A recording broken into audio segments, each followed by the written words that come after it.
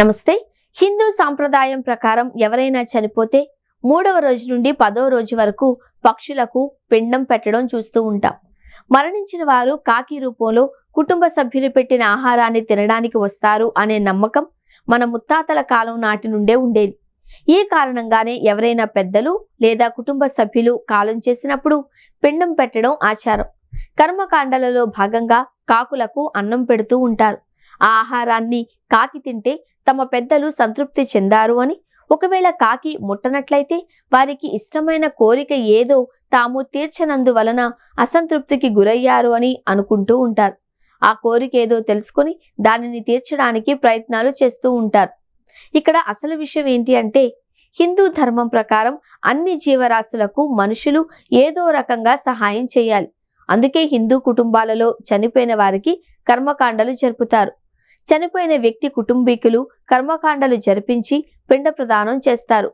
కర్మకాండలు చేసే సమయంలో బ్రాహ్మణులు ఇదం పిండం గృధా వాయస జలచర ముఖేన ప్రేత భుజ్యతాం అని మంత్రాన్ని చదువుతారు.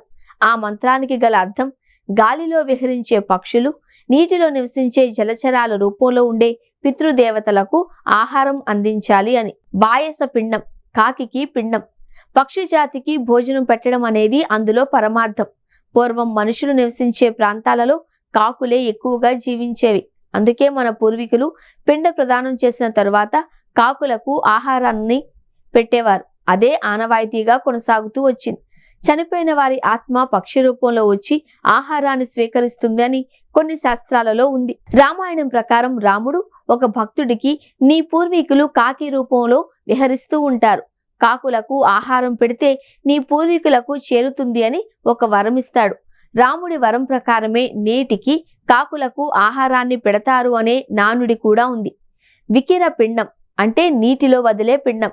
నీటిలో ఉండే జలచరాలకు ఆహారాన్ని పెట్టడం అనేది అందులో ఉన్న పరమార్థం. చాలా మంది చనిపోయిన వారి ఆస్తికలను నది దగ్గరకు తీసుకువెళ్లి పిండ ప్రదానం చేసి నదిలో వదిలేస్తారు. అస్థికలతో పాటు ఆహారాన్ని కూడా నదిలో వేస్తారు. ఇలా చేస్తే చనిపోయిన వారి ఆత్మకు శాంతి చేకూరుతుంది అని నమ్మకం.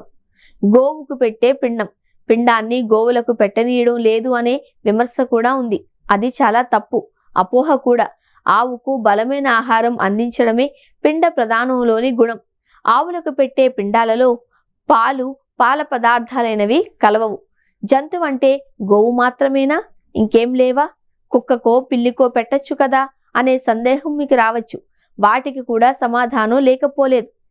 ఆవు ఎన్నో ఔషధ గుణాలున్న మేలు జాతి పశువు అని గుర్తించారు మన పూర్వీకులు.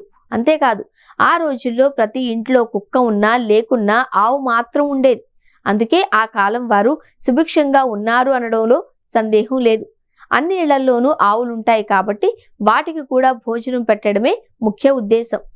ఇంకా చనిపోయిన వారి పేరిట వారి ఆత్మకు శాంతి చేకూరాలి అని బంధువులకు, ఊరి ప్రజలందరికీ అన్నదానం చేస్తారు.